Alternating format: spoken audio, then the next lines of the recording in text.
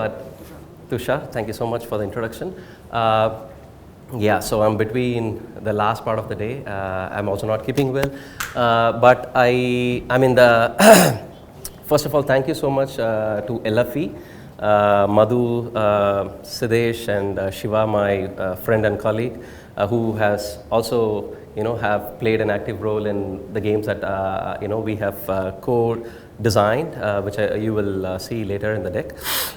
So for this opportunity here to speak in front of you and share some of my bold and ambitious ideas about transforming education and landscape of education in India, especially future-proofing education. Okay, so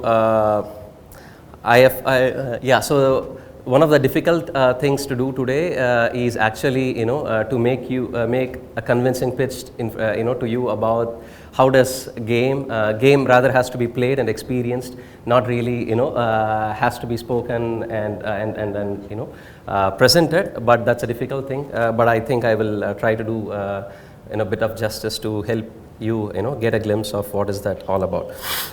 Okay. So there are a few questions that I'm going to also ask you to just keep to make it interactive. So talking about future-proofing India, we cannot really skip this question, and some of my ideas and strategies of education is also aligned towards really far futures. So I would like you to go to Mentimeter to post what is the perception that you have about developed India or Viksit Bharat. I'm sure this has been a poll that has been asked by Modi and the government and the last 1 year or so very actively, and a lot of, including me, I have written some article about it. But yeah, please feel free to share some of these. I just want to get some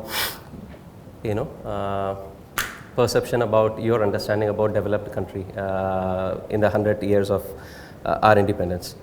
Yeah.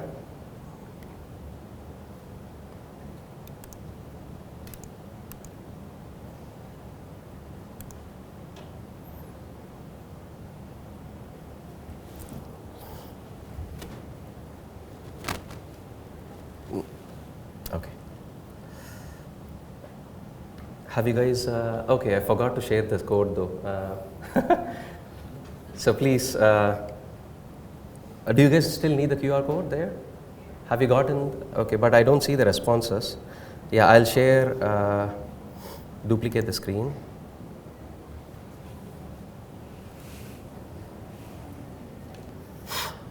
Government, no hate, development, conscientiousness, literacy, compassionate environment, education,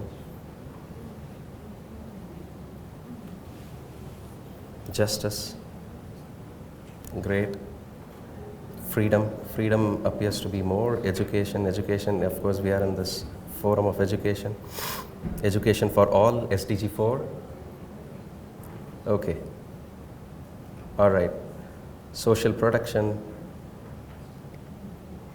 empathetic world. Okay, thank you so much. Gender equality, very good. Meaningful education, celebrate each other. Okay, thank you so much. I appreciate all the responses. There were 56. Yeah, let's get back and okay. So thank you for all the responses. We have had a lot of different varied perception about how we all see developed India should look like, from here and on until the next, maybe 2 decades or so. So everybody's vision, as I said, has varied indicators from equality, justice, education, love, and so on and so forth, which we can say there was. I didn't see any indicators about economic growth as such, but yeah, India is also looking at economic growth in the next. I have some evidences about that. So there are we are taking this trajectory in next 20 odd years, looking at this. And of course, so this comes with a bunch of different challenges, right? Number one, we are looking at how India can raise to $35 trillion economy by by 2047. And this is a really bold ambition from where we are, just about $3 trillion economy. So there is clearly economic development in mind, to race towards a global economic superpower. And of course, we are also at a very important cusp of human and planetary, development, where we are looking at a lot of economic losses due to climate change and other disasters, global risks, threats, that is challenging the humanity as well as the planet and also the nation, right? So we are at a really difficult time of development. And last but not the least, the recent economic survey has indicated clearly that about 50% of youth out of the college are really not, ready for employment. And we have, so these are the challenges that we are going to face, looking at, how do we guide this transition pathway of a developed country. And we have a lot of perception, each of us as educators and change makers and policy folks in the room have different perception about what should India look like, right? And we are all working towards this collective goal.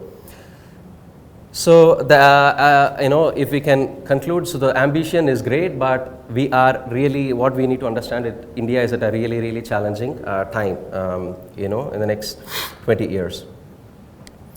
Okay, so before presenting this picture, I just want to put a disclaimer. I don't have philosophy or background in education, but here is a layman observation of evolution of education that I just wanted to put in a nutshell. So education, if you want to call it as 1.0, right? This is how Guru Shishya Parampara was, right? And our Gurukulam mode of education primarily was, was with the idea of transferring the wisdom, true wisdom from the Guru of, through listening or Shravana.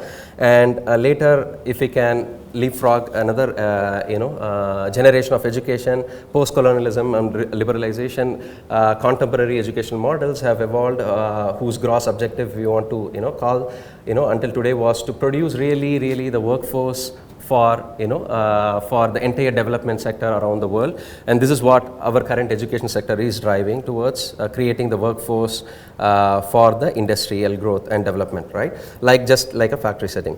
Now moving forward, I'm sure this is not anymore a distant future, but we are already seeing in the last couple of years, a lot of different places in, we are already seeing robotics and technology coming into the classrooms and also in environment. Also, not just, in the developed parts of the world, but also in India, right? And so this is going to pose a serious challenge on educators like us. What is the role of, educators? This is something that I also constantly ask myself. What is the role of me in the classroom, right? Why should kids coming to FLAME pay 30 lakhs, 40 lakhs to get an education? What can I make difference in my classroom is something fundamentally every educator should ask, right?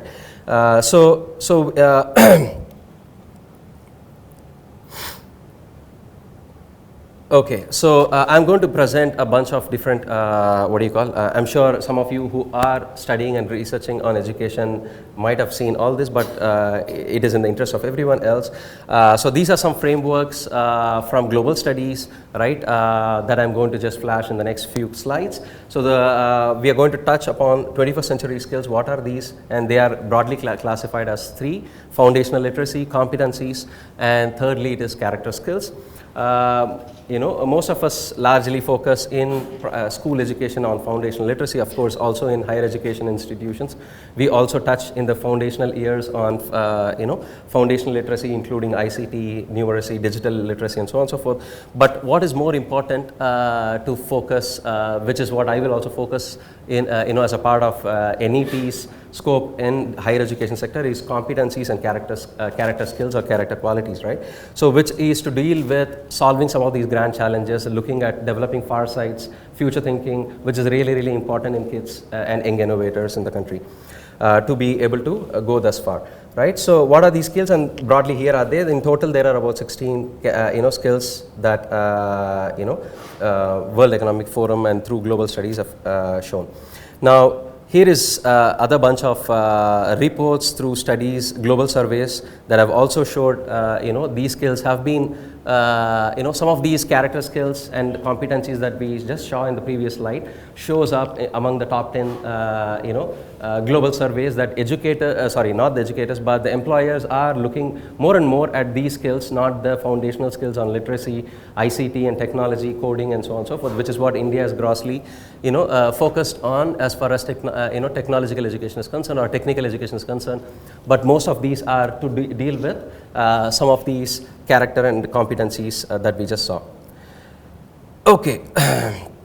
Again, another survey that I would like to draw your attention to also talks and indicates about these skills: the complex problem solving, critical thinking, reasoning, and ability to work, in team, collaborate, engage, which is the part of the third, character skills. These are some of the top skills, and the studies have also shown that over period of time that people are not really looking at GPA as indicator to higher employment.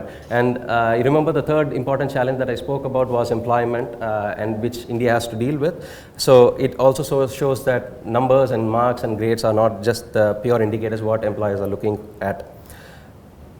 Okay, so from there I'm just shifting gears to present you some indicators of some observations that I have. I'm sure some of us in the room have had a global education, so this is nothing to undermine Indian education, but to exemplify what are these observations that we can have from some of these exemplary places, and what are they doing differently, is something that we can learn from, right? Future. So there are three examples from Dutch, Swedish, and Finland.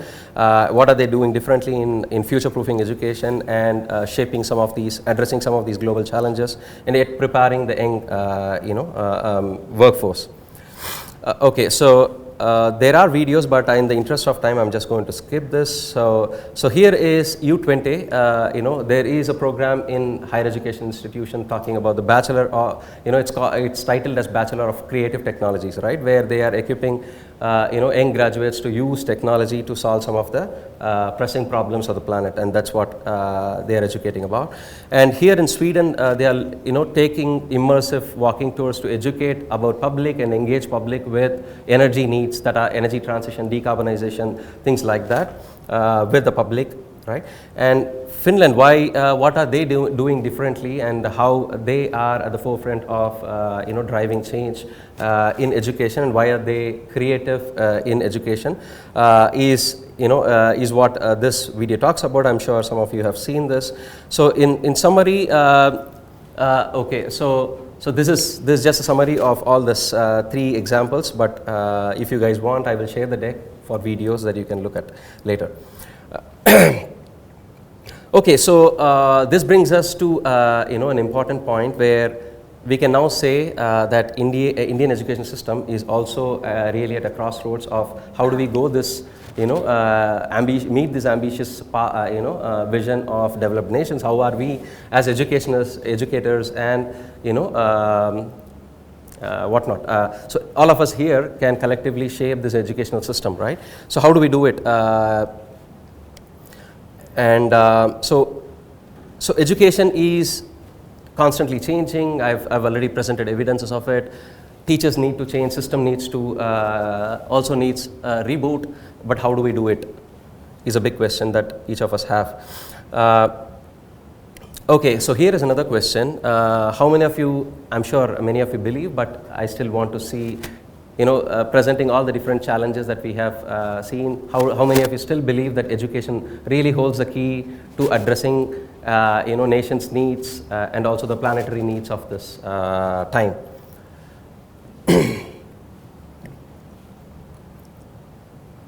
Yeah?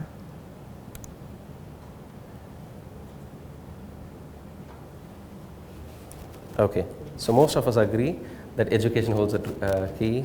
Okay, cool. Some of them are ambiguous. Okay.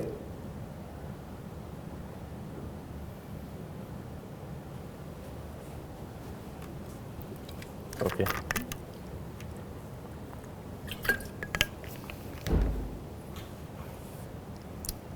Is that all? I don't see any more responses. That's okay. 24. So we can state that most of us agree that education holds a key. But yeah, that's not a surprise.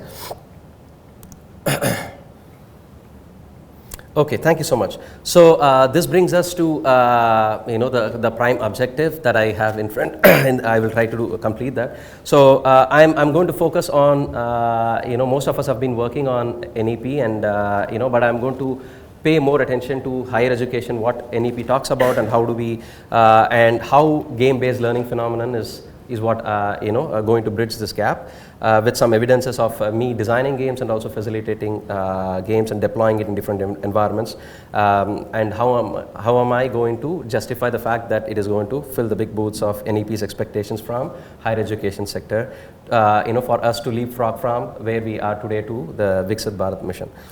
Okay. So I'm sure again some of us who have been working in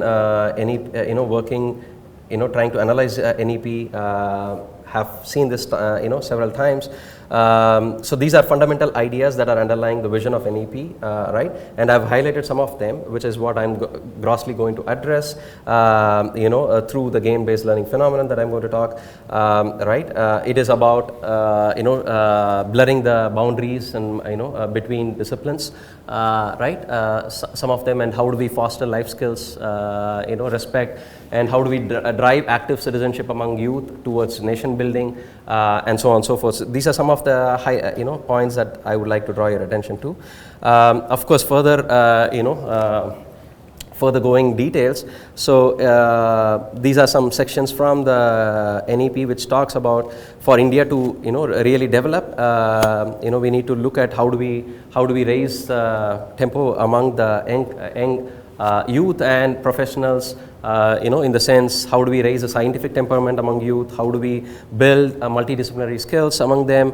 How do we, it also talks about the purpose of higher education is to, make things, makes learning happy, phenomenon, which is what Finnish model also underlines. And there are, multiple other aspects here. And primarily, a lot of those lines on the 9.1.1 talks about multiple, how do we bring disciplinary, multiple disciplines closer, right? And okay, so with that, I'm just going to jump on to what are these games that we have designed, and how do we see what are the lessons and skills that these games can foster by play and by engagement with youth and professionals, and also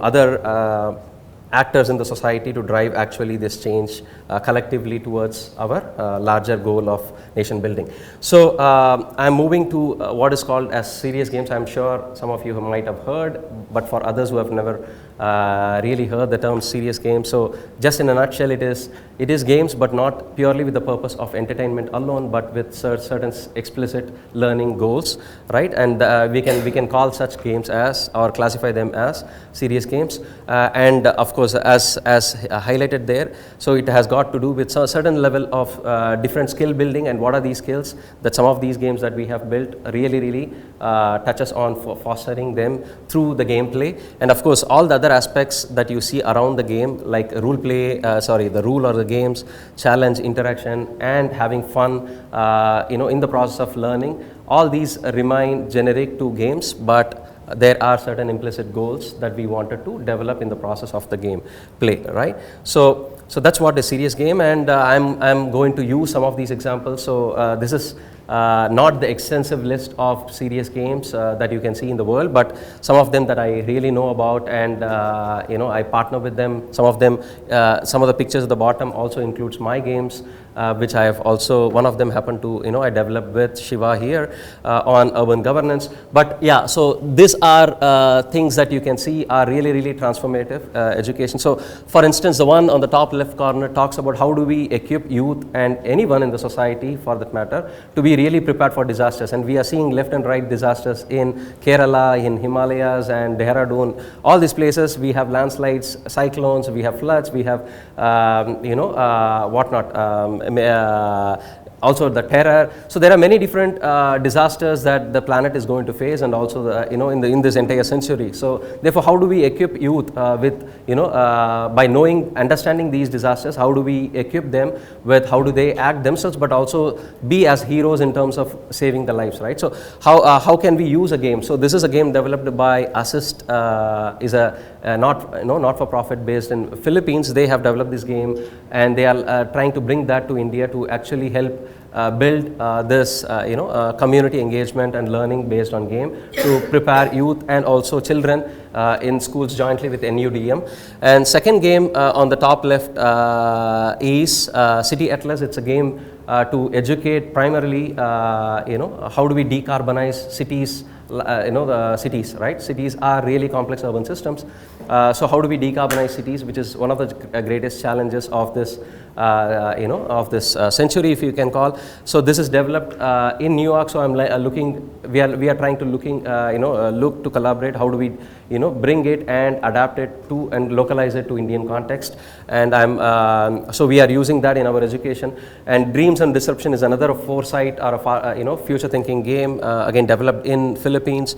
There are a bunch of other games. On the top right corner is how do you educate about circular economy, right? Is a game developed by a collaborator of mine in IIT Madras, right? And the bunch of games at the bottom we are going to see, it entirely, all of these collectively are developed in my lab at Kudos here in Flame University. So I'm going to walk them through individually later. Okay, so this is what I was just going to talk about. So Urban Excel stands for Urban Experiential Learning. It's an acronym for Urban Experiential Learning. So it is the fundamental idea of me developing this is to look at how do we educate young professionals with the far sight future thinking about solving some of the pressing problems of the future of cities that India have, right? And we are looking at creating economic growth, but also cities hold the key for economic driver. So, and we are also we have to equip youth to be part of this entire system building and also driving change and innovation. So there are these 4 games that we have designed, with a lot of different collaborators. The first one is educating about the design, what entails city design or city building, which is the Prospera, which is based on Pune metropolitan city, right? And the second game is cities are made up of a lot of facilities, and therefore one of this important industry that is going to be impacted by in the future really is building construction activities because of rapid urbanization. So how do we drive the the innovation within this building construction industry? They cannot be really building the buildings the same way they have been designing and building, constructing, operating last 100 years or so. So if we have to really meet the growth, so how do we look at educating them and driving innovation in that sector, right? And third game is about city governance, and city governance is to educate youth about participatory governance, driving social cohesion, participation in making change, and how do we really in the spirit of Article 51AH, which talks about this active citizenship, how can we really bring that and blend that into a gameplay, right? In making our cities livable. And the fourth game is about digital transformation. So you cannot really escape digitalization, and digitalization is also one of the topmost nation priorities, and every systems are going into digital transformation. And in this transformation path, what are the risks concerning digital transformation? Cybersecurity is inevitable, and we have to be equipped. All organizations need to be equipped. So we have gamified that using a flashcard. So what are the foundational knowledge that anybody from a child to a CEO, anyone who is running organization or doing, looking at systems, so they need to understand what is this basic literacy surrounding cyber security, in order to build resiliency into the digital systems. So these are some of the games. As you can see, the fundamental idea underlying this skill that we wanted to build is to try to solve complex problems, right? So here are some details about it. I'm just going to skip about the first game that I spoke about, city building, and this is about building construction industry and innovation. Third one is about the urban governance game. This is the one that I co-created and developed. We hold some of these copyrights and IPs for some of these games, but we are truly in the spirit of open innovation, which means I am looking at how do we lend the license free to deploy in different environments. I am going to also show about deployments, and this is the fourth game about flashcards to educate about cyber resilience, cyber security. So this has been designed in the last 1 year, but I have been actively backpacking, carrying this all around the country and the world to deploy it in different environments. And this is a snapshot of various deployments that I have done, these games, including the one which I'm going to talk about. A very recent one is in Cambridge, early this month, right? Okay, so here are some more evidences about implementation of these serious games in higher education to drive 21st century skills. So this is a course that where I first piloted them in last summer at Flame, which is on technology and economics of complex urban systems. So I've been also experimenting a lot of games with foundational courses in computer science, and here are some pictures from that. Some of my students have also been trained to think about how do they blend creativity with and develop analytical skills, and these are some projects that as games that they also have through projects that they have developed. And serious games based, so what have I done? As I showed before, deployments in various parts of the world. So here are some examples of me deploying it in Indian military services at Jhansi. So where I was Indian military services also looking at ambitiously turning their entire cantonment into net zero. So how can they build their cantonment? How can they transition an entire cantonment, which is a really large community of Jawans and families, and people who are also not really equipped in climate and net zero and energy transitions, but how can we move this entire community together towards net zero? So how can we foster them, educate them about through games, right? So this is one of that capacity building workshop that I did using games. So one of the key skill that we try to foster there is critical thinking and analysis. And I've been also looking at creative other ways of deploying them, and one of them was a social innovation dinner that where after work I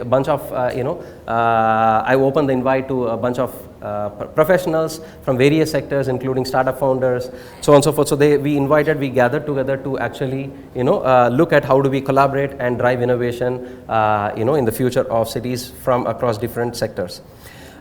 So we also did recently a faculty development workshop where with the idea of again how do we draw faculties from different disciplines, from economics, business, environment and public policy together to collaborate and use game-based learning phenomenon to teach and to look at designing different lessons and lesson plans that we can do in higher education institution. And this is another train the teachers workshop that I did here in April last year, where a bunch of counselors, or about 36 odd counselors from across entire India, who are positioned at a very important, in my view, a very important place where they are supposed to tell kids and the families who are taking the decision of making the a higher education choice, right? Whether it should be take education in engineering or a technology or liberal art or law or whatever discipline. So I train them to think about what are the future prospects, and that is about social influence as a skill. So this is the recent deployment of me taking collaborating with a former colleague of mine from Sri Lanka. So we both collaborated and we deployed that in Cambridge very recently, and the objective of this deployment was to train young bunch of professionals from all around the world. There were precisely people from Japan, UK, Europe who came together to actually learn about environmental leadership, right? And these are some other pictures from around the world which is not captured in other places. So as I said, so the whole idea was to raise scientific temperament among youth and young professionals and drive active citizenship towards nation building. Yeah, I'm done. So let's go. So the question here was to really see, do you think, we often have this question in mind, am I really ahead of time in terms of looking at, when I talk to people and my colleagues, whether we are really ahead of time in terms of looking at games and game-based learning phenomenon deployment, and do people really in India have an appreciation towards it? So I mean, here is a poll, but I am going to skip, but just to answer that question, yes, this is an evidence on the ground. April this year, early April, Prime Minister Modi has met, has invited a bunch of leading gamers in India, really young youth, to address and talk and inspire them to think about building games, towards addressing nation building, especially where he addressed about climate change, Swachh Bharat and other missions, right? And later this year, in June 11th, United Nations along with Lego Foundation have recognized this play and having fun in learning phenomenon is very important, and they have recognized June 11th as and declared it as a day for play, right? And just to conclude. So here is my conclusion. Shuttle bus that might leave for participants. Yeah. So this is a conclusion slide where whatever I have shown through evidences of me designing and deploying games in different environments. So we are looking at how do we foster 21st century skills through game-based learning phenomenon. And here are top 5 skills that resonates with global studies: critical thinking, complex problem solving, which is the character skills, and also the competency skills, which we first saw in the first slide, along with raising scientific temper and citizenship. It does contribute and fit into all these different bubbles as what we have seen in the NEP. So I'm just going to skip this. These are some of the projects, and so thank you so much. So if you seriously believe in, please support, spread the word of taking these games, in whichever environments that you think. I'm also talking to people in schools where how can we collaborate and deploy these games to really, bring bottom-up innovation in the society, right? So thank you so much for staying back, and I know I rushed it, a lot of slides and a lot of information to digest in a very little time. But I'm here if you have any questions, or maybe later outside we can have a conversation.